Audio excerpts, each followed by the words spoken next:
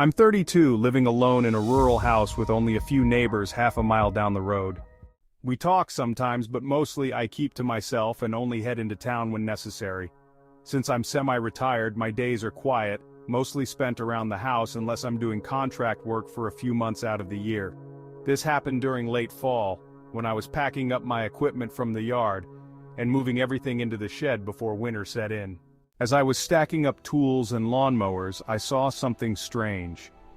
A man walking along the empty road that connected to my driveway. He was alone, with no backpack or any sign of camping gear, just trudging down the desolate road with nothing around but a handful of distant houses. The nearest town was 4 hours away on foot. I watched him until he disappeared far down the road. I scanned in both directions, but no cars were parked nearby, and no other signs of life stirred. Eventually, I shrugged it off and went back to my work. By evening, I'd finished up, gotten inside before dark, and settled down to dinner, letting the quiet of the house unwind me. Then, as I was finishing up, a loud thud echoed from outside. I jumped up from the table, feeling a surge of unease. It sounded like wood striking wood. The shed. I peered out the window into the dim yard.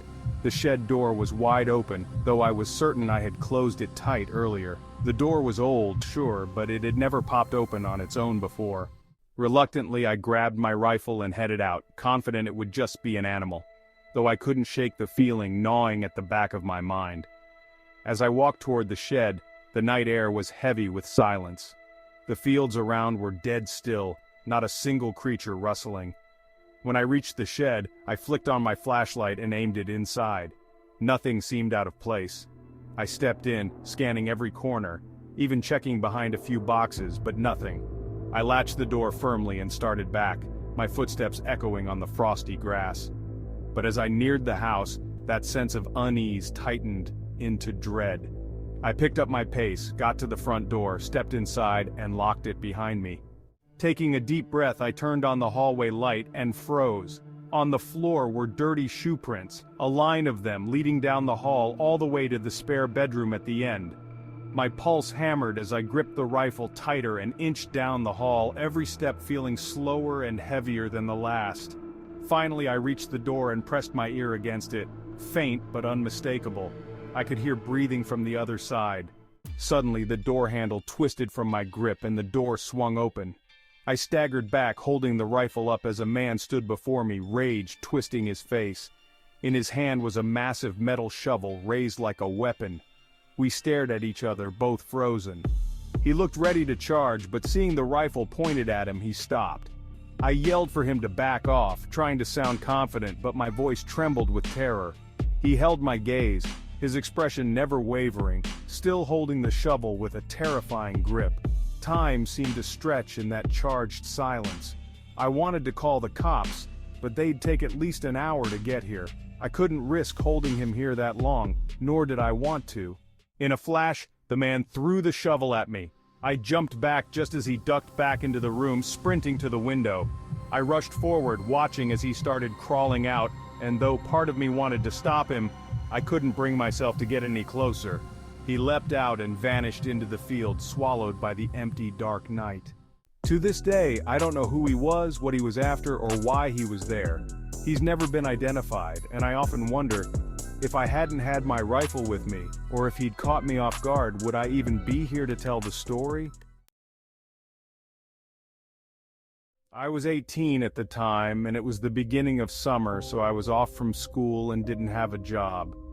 Most of my time was spent indoors playing video games, watching YouTube or TV, or just relaxing.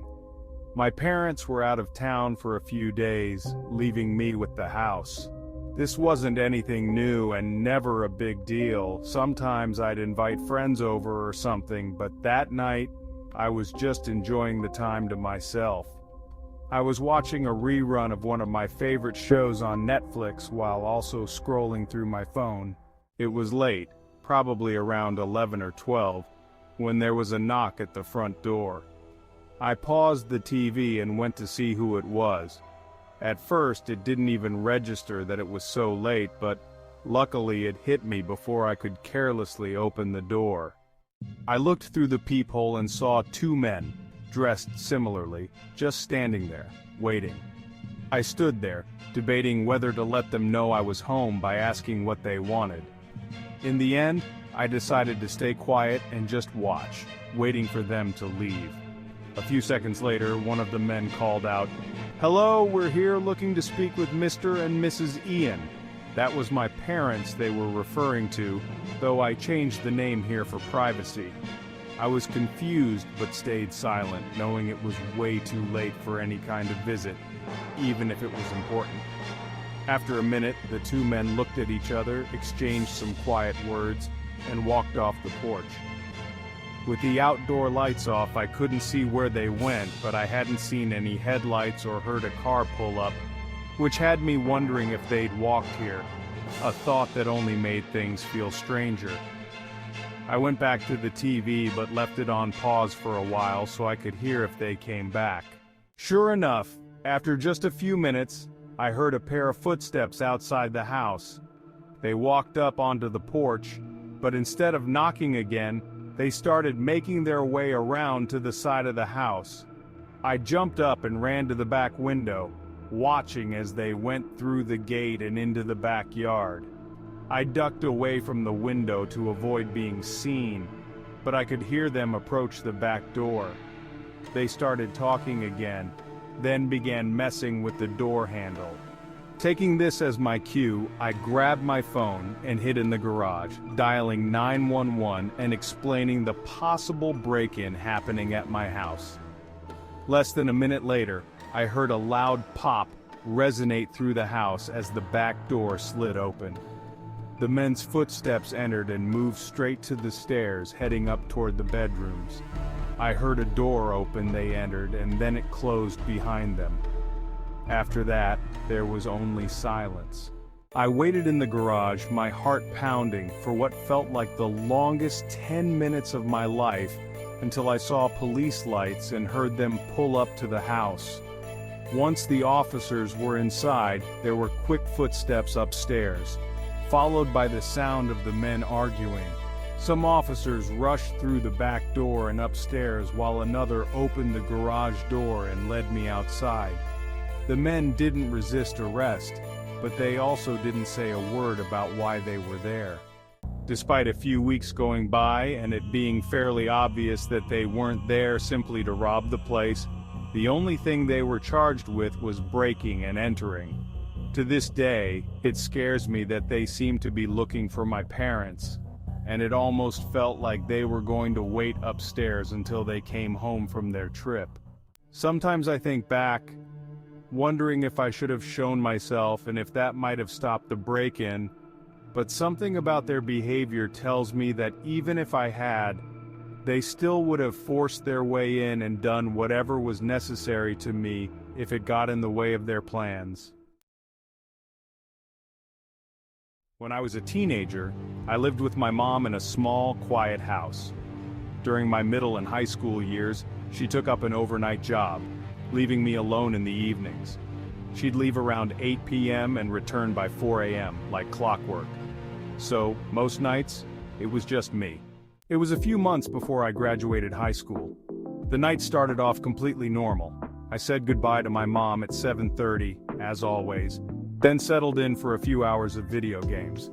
It was a school night, so I planned to go to bed earlier, but somehow, it was 11:30 by the time I turned everything off and climbed into bed. Still, I stayed on my phone for another hour, scrolling through social media until my eyes couldn't stay open any longer. I'm not sure what woke me up, but at some point I came to in the dark. The digital clock beside my bed read 3:30. Groggy, I lay there staring at the ceiling, and then I heard it, the faint sound of a door closing downstairs. I figured my mom must have come home early, which was rare but not unheard of. I relaxed, letting myself drift back to sleep, but then I heard something strange. Slow, steady footsteps moving from room to room downstairs. Usually my mom would head straight upstairs after work, but whoever was down there was lingering, almost wandering. The footsteps had a deliberate slowness to them, as if they were exploring. I could hear them move from the kitchen to the living room, then down the hallway. I was wide awake now, and something felt wrong. I sat up, straining to listen. My mind raced through the possibilities, but none of them seemed right.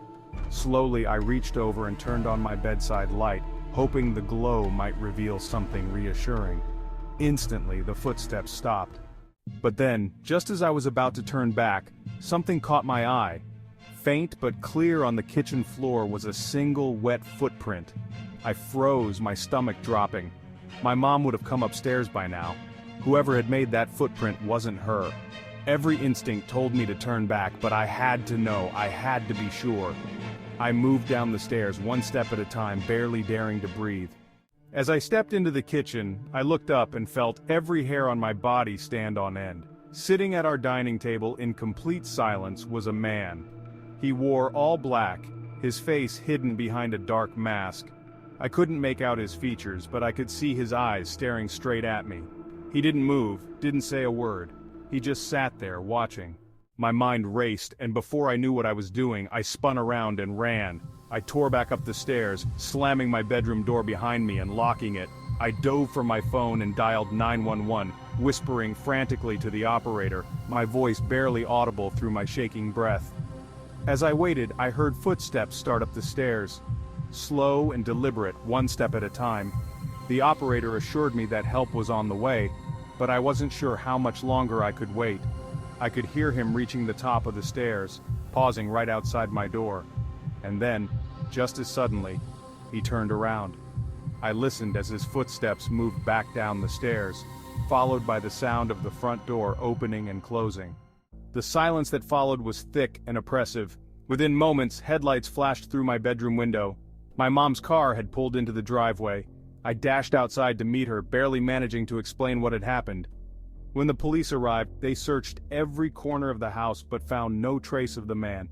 The only evidence was that single footprint in the kitchen. They suspected the man wasn't here to rob us. Nothing valuable was missing, and he hadn't made a move to harm me. It felt like he was simply waiting, lingering in our home for some unknown reason. But I had a suspicion that chilled me. He was likely here for my mom. He must have known her schedule, planned the timing carefully, and gotten into the house just minutes before she was supposed to arrive. To this day, I think about what might have happened if I hadn't woken up or if my mom had arrived just a minute earlier. And I wonder if he's still out there, waiting for another chance. I live on the outskirts of a mid-sized town in Wyoming, surrounded by open land and nothing else. Owning this much space was a dream, and it's only affordable out here, miles from anyone. My home is modest but cozy enough for me, living alone. It was a rainy spring in 2019, a month of constant downpour, each day darker and wetter than the last. And it was a Sunday evening, one I'd been spending indoors, sheltered from the storm, watching TV and trying to relax. I was absorbed in my show when I heard a knock at the door. At first, I thought I imagined it. The rain pounding on the roof drowned out most sounds, and visitors at my home were rare, especially unannounced ones. But there it was again, a knock, barely audible. I stood up and went to the door, my pulse quickening, and opened it to find a stranger. The man, maybe in his late 20s, was drenched. He wore plain clothes, nothing to suggest he was a delivery person or a neighbor. Someone at my doorstep so far from the main road was unusual enough to make me tense. "Can I help you?" I asked. The man's face twisted slightly as he explained he'd been camping in the nearby woods, got into some trouble and needed a place to stay for the night. He told me mine was the nearest house within miles. The way he said it made me think he'd been studying the place. I offered him my phone, suggesting he call someone for a ride into town, but he refused, pressing that he needed to stay here. When I told him that wasn't possible, he paused, just staring at me through the rain, a strange look in his eyes. Finally, he turned and trudged back down my driveway before veering into the woods, swallowed by the shadows between the trees. It felt wrong, all of it. But trying to shake off the unease, I locked the door, pulled the curtains tight, and went back to my show. 2 hours passed, and the rain grew heavier, so loud it drowned out everything else. Then, as I was about to turn in, I noticed an eerie orange glow outside. I moved to the window, careful not to be seen, and peeked out. Flickering through the trees in my backyard was a small campfire under a large, dripping pine. The man was there, barely visible through the rain, standing by the fire. He was holding something, maybe a stick or a tool, I couldn't tell. For a while he stood still as if watching my house. I let the curtain fall back and felt a chill race down my spine. Something wasn't right. I picked up my phone and called the police, explaining there was a stranger on my property lighting fires by my house. They told me they'd send someone out, but it would be at least an hour. As I hung up, I glanced outside again. The fire still glowed faintly in the distance, but he was gone. My heart pounded as I scanned the yard, my eyes darting from tree to tree. And then from somewhere close, I heard slow, deliberate footsteps approaching. I ran to another window and peeked out. Through the rain, I saw the man's silhouette moving toward my house. This time, he wasn't empty-handed. He was carrying a rifle. My breath caught in my throat as I watched him creep past the windows, making his way to the front door. He stopped and banged on it, the sound reverberating through the house. I shrank back, gripping the edge of the wall, barely daring to breathe. There was a long pause and then, bang! He hit the door again, harder this time, almost splintering the wood. Panicking, I dashed to the closet and grabbed my handgun. With trembling hands, I waited, listening to the man pound at the door with what sounded like the butt of his rifle. He was trying to break in. I knew I had only seconds before he'd be inside. I took a deep breath, aimed toward the door, and fired a warning shot. The sound rang through the house, deafening me for a moment. When my hearing returned, I listened intently. There was nothing but the heavy patter of rain on the roof. I waited, heart hammering, until I couldn't stand it any longer. Slowly, I approached the front door and peered through the peephole. The porch was empty. Through the sheets of rain, I saw footprints leading away from my door, deep and muddy. He had run off as soon as I fired. The police arrived half an hour later, long after the man had disappeared. They combed through the property, checking the woods where I'd seen the fire. Near the spot, they found something disturbing. A duffel bag, dirty and half buried under loose dirt. The bag held what they called a burglary kit: flashlights, duct tape, rope, and a knife. It looked like it had been planted there, waiting for someone to dig it up. They told me the man must have been scoping out my house, coming close enough to plant this kit in advance. Maybe he'd planned to use it that night, or maybe he'd left it there, intending to return at another time. But he'd chosen my home, specifically, for reasons they couldn't tell me. It's been 4 years and the police never found him. I still live in the same house, but the memory haunts me. Some nights I wake up in the dark, convinced I hear footsteps outside, wondering if he's finally come back to finish what he started.